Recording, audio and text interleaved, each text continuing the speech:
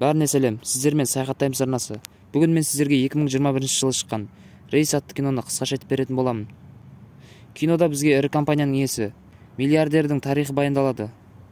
Ол пилотсыз бос ұшақта оянады, және оның қалай қашуға болатынын анықтауға бірнеше ғана сағаты бар. Фильм бізге жаңалықтар арнасын көрсетілумен басталады. Бұл көп адам қаза болған ұшақ апатына қатысты.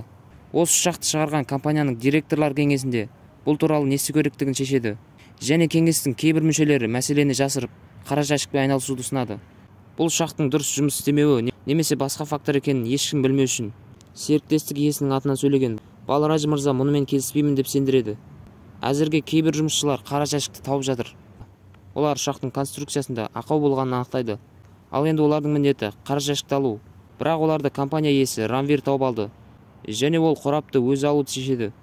Төбелес басталып, Ранвир жалғыз өзі жекпе-жек өнерін білетін жұмысшылармен тең дәрежеде төбелеседі. Оққағарлар келіп, төбелесті аяқтамақ болады. Бірақ Ранвир оларды тоқтатады, және ұрылардың сазайын жақсылап тұрып береді. Жігіт қара жәшікті алып, директорлар кеңесіне сүйреп апарады. Компания ұшақ апатына кінәлі екенін мойындайтынын айтады. Бірақ мұнымен басқарма мүшелерінің барлығы келіспейді. Өйткені бұл бүкіл бизнестің күйреуіне қауіп төндіреді. Бірақ Ранвир апат құрбандары үшін осындай баға деп санайды.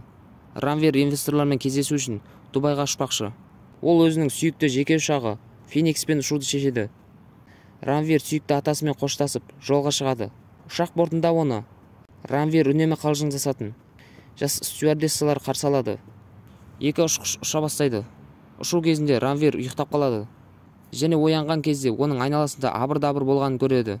Ұшақ ішінде жүріп өткеннен кейін стюардессаның денесін көреді. Және оның ұшағын ұрлағанын түсінеді. 2021 грустная песня. Ол телефонды қолдануға тырысты, бірақ та желі жоқ, сондай-ақ Wi-Fi да ұстамайды. Спутниктік телефон өшірулі, ал парашютті жыртып тастаған. Сосын Ранвир өзіне сусын құяды. Ол ұшқыштар ұшақты басып алды деген пікірге келеді, және олармен сөйлесе бастайды. Бірақ оның барлық сұрақтары мен ұсыныстарына жауап қайтарылмайды. Ол есікті бұзып, олармен сөйлеспекші болады, бірақ есік мүлде қозғалмайды. Ұшаққа қатты найзағай соғып, Ранвир белін байлауға мәжбүр болады. Бұл ұшақта аман қалмайтынын ойлап, ол қызына хат жазады. Бірақ та дауыл бұлттар аяқталады. Ал Ранвир бұдан соң аман қалады. Ол теледидардағы жазбаны кездейсоқ тауып алады. Оған компанияның директорларының бірі бәрін өзі ұйымдастырғанын айтады. Ал ұшақ апатынан кейін ол соңғы ұшақ апатына бүкіл әлемге Ранвирді кінәлайды. Ол ұшқыштардың бірі киллер болғанын және қалай ұйымдастырғанын айтады. Ұшқыш серіктесі мен стюардессаны өлтірді.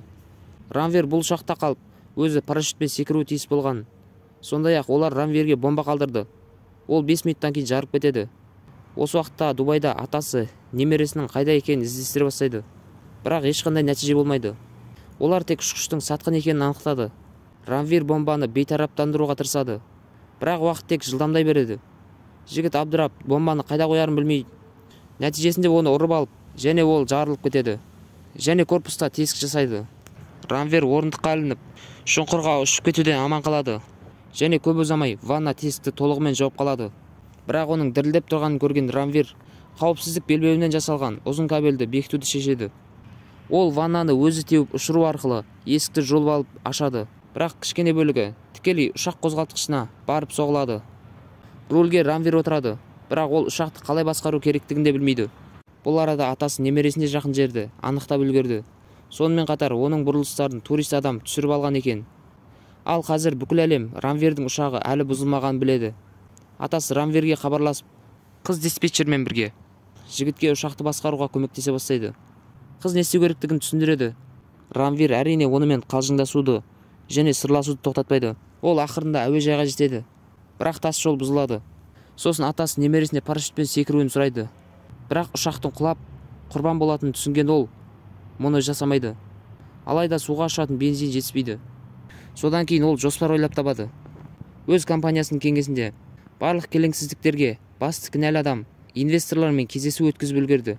Және Ранвирдің өлгенін күтеді. Күзетші ер адамнан олармен бірге жоғарыға көтерілуін сұрайды. Ал іште жедел эвакуация болып жатыр. Ранвирге қастандық жасауға қатысқандардың барлығы шатырда пайда бола қалады. Директорлар кеңесі жақындап келе жатқан ұшақты көреді. Нәтижесінде Ранвир өзін өлтірмек болған адамдардың ғимаратының шатырына барып соғылады. Компания иесінің өзі қашып құтылып аман қалады. осымен кино аяқталады. Арнамызға тіркеліп лайк баса кетіңіздер және қоңырау шанын да басуды ұмытпаңыздар.